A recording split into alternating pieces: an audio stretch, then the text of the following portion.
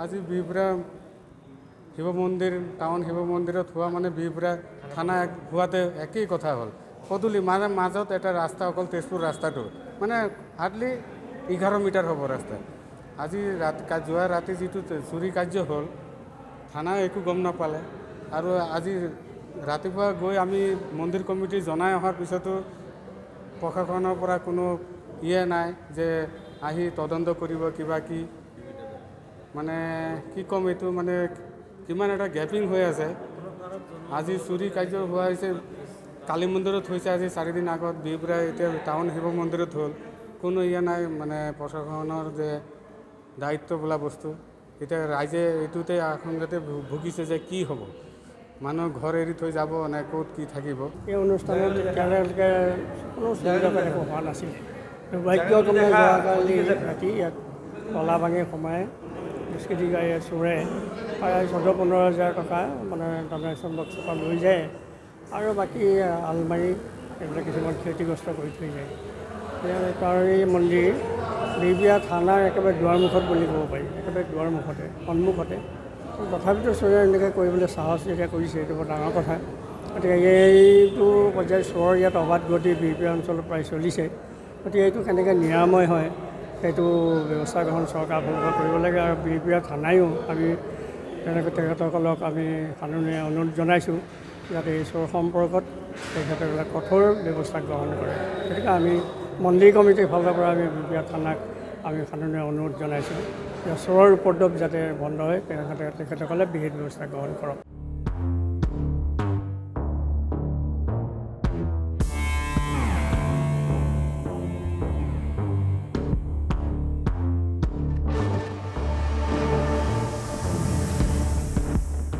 আজি বিহপুৰা শিৱ মন্দিৰ টাউন শিৱ মন্দিৰত হোৱা মানে বিহপুৰা থানা হোৱাতে একেই কথা হ'ল। পদূলি মানে মাজত এটা ৰাস্তা অকল তেজপুৰ ৰাস্তাটো মানে হাৰ্ডলি 11 মিটাৰ হ'ব ৰাস্তা।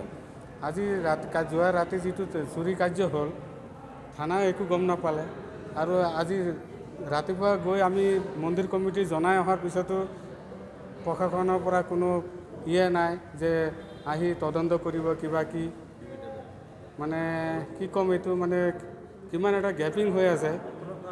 আজি চুৰি কাৰ্য হোৱা হৈছে কালী মন্দিৰত হৈছে আজি 4 দিন আগত বিহপুৰা এতিয়া টাউন শিৱ মন্দিৰত হ'ল কোনো নাই মানে প্ৰশাসনৰ যে দায়িত্ব বোলা বস্তু এতিয়া ৰাইজে এইটোতে আশংকাতে ভুগিছে যে কি হ'ব মানুহ ঘৰ এৰি থৈ যাব নে ক'ত কি থাকিব। এই অনুষ্ঠানত এতিয়ালৈকে কোনো সুবিধা হোৱা নাছিলে।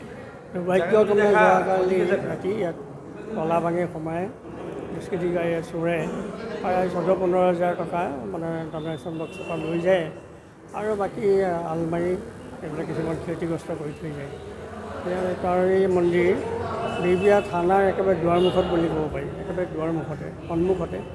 তথাপিতো চোৰে এনেকৈ কৰিবলৈ সাহস যেতিয়া কৰিছে এইটো বৰ ডাঙৰ কথা। গতিকে এইটো পৰ্যায়ত চোৰৰ ইয়াত অবাধ গতি বিহপুৰীয়া অঞ্চলত প্ৰায় চলিছে। গতিকে এইটো কেনেকৈ নিৰাময় হয় সেইটো ব্যৱস্থা গ্ৰহণ চৰকাৰ ফালৰ পৰা কৰিব লাগে আৰু বিহপুৰীয়া থানায়ো আমি তেনেকৈ তেখেতসকলক আমি কানুনে অনুৰোধ জনাইছোঁ যাতে এই চোৰ সম্পৰ্কত তেখেতসকলে কঠোৰ ব্যৱস্থা গ্ৰহণ কৰে। গতিকে আমি মন্দিৰ কমিটিৰ ফালৰ পৰা আমি বিহপুৰীয়া থানাক আমি কানুনে অনুৰোধ জনাইছোঁ যে চোৰৰ উপদ্ৰৱ যাতে বন্ধ হয় তেখেতসকলে বিহিত ব্যৱস্থা গ্ৰহণ কৰক।